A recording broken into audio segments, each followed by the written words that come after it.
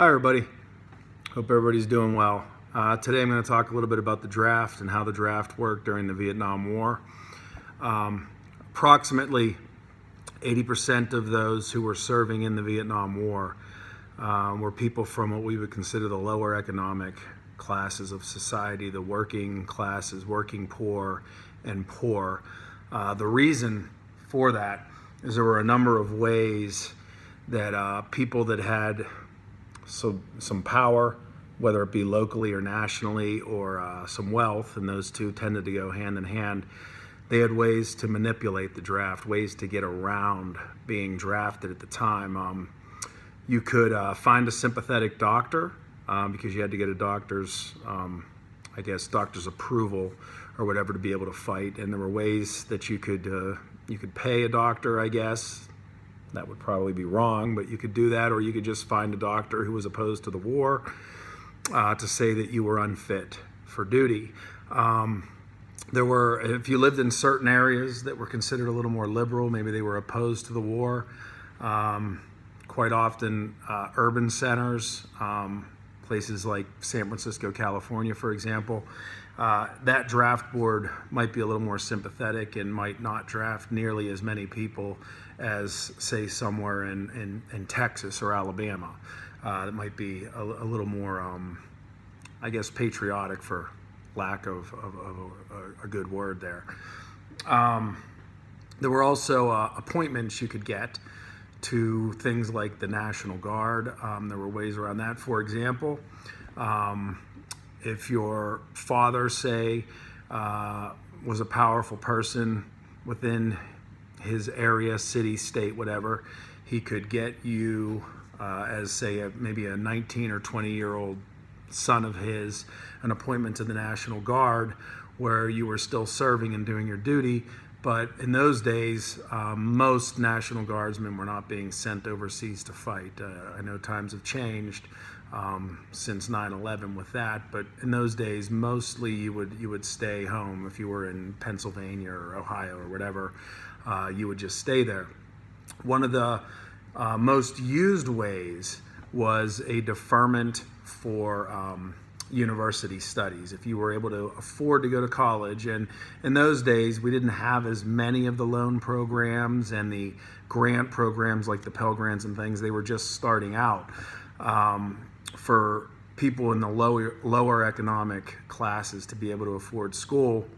So if you were somebody that could afford to send your kids to school, they would be exempt from the draft as long as they were in college. And in the early years, you didn't even have to pass anything. You just had to be registered. That did change over time. That was one of the most used means to get out of the draft, was that. So if you've understood what I just said, that means that people that couldn't afford school, or didn't have power, or didn't have money, or weren't living in a liberal community and didn't have access to maybe a sympathetic doctor, they could be drafted, and quite often were, and it was very disproportionate. About, like I said, 80% of those who served were from the lower economic societies. About 62% of battlefield casualties also came from the draftees as opposed to the voluntary Army or Navy or whatever service you were in. But those who volunteered were dying at much lower rates than those who were drafted, and that's because people who were drafted were sent to the front lines. And another disproportionate reality of this war were approximately 12 to 13% of Americans were African American, yet between 64 and 68, I believe is the years, they were disproportionately dying on the battlefield at about 20%. Those numbers did drop after the draft did change in 1969 for the year 1970 to be a little more proportionate, but still the numbers were very high for African Americans, and that led many African American civil rights leaders and things to speak out against the war. Of course, Dr. King being, the most vocal and well-known in that respect. So what they ended up coming up with, because of an outcry by the public, was a draft lottery system. And what that means in a lottery is, you would have 366 little capsules, and each capsule had a day on it, a date, January 1, May 15, whatever it may be. And the reason it was 366 is for leap year. And they would, just like if you went to bingo, they would roll a little thing and pull out a capsule, and whatever the date was there, if you were a male between the age of 18 and 26 when they did this for the first time in 1969, congratulations, you're going to war. The very first draft lottery held for the Vietnam War was in late 1969 for the year 1970. The very first number, 001, was September 14th. So if you were a male, 18 to 26 years old, and your birthday was September 14th, congratulations, you're going to Vietnam. So what were some of the ways to protest this once they started doing this? Because let's face it, if it's a lottery system, the senators, congressmen, and women, their kids are now fair game. So all of a sudden, people start changing opinions a lot, and a lot of people's opinions will change between 70, 71, 72, and 73, as long as this thing was going on.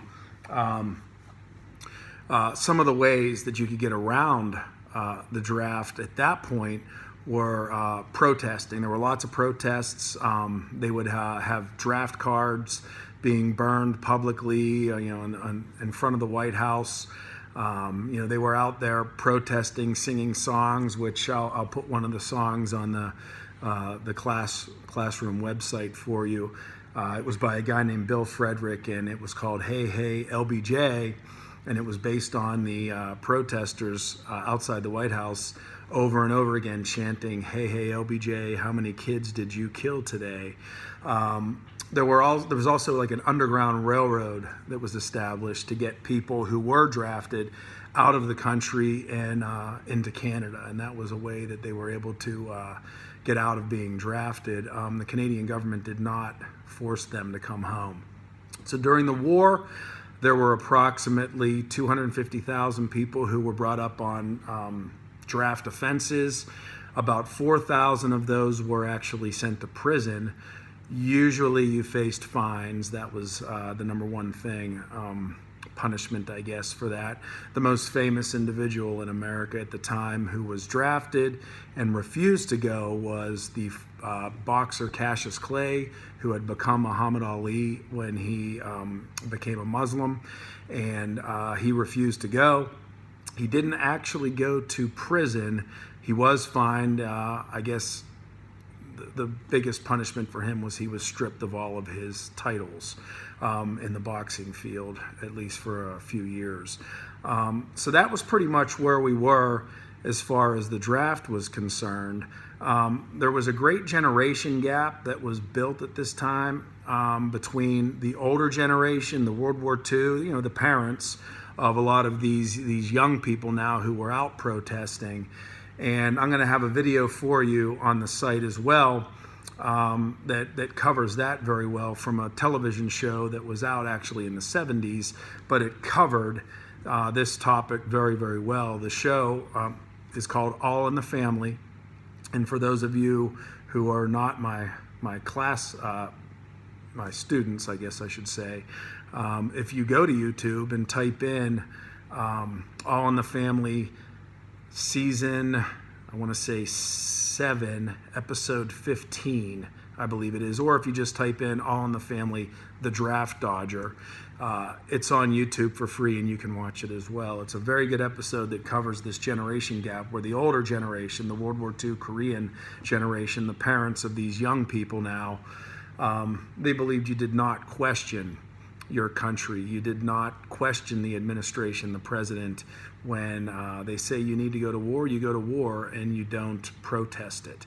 So the next time around, we're going to actually look at protesting, how it went down, all the different types of protests that took place. I'm going to focus a lot on music. All of the music at the time, rock and roll, Motown, even country, had a lot of protest music that came out at the time, and I'm going to play some of it for you, or at least put it on the site in my next edition of this little thing. So I hope everybody's staying safe. Take care. Bye.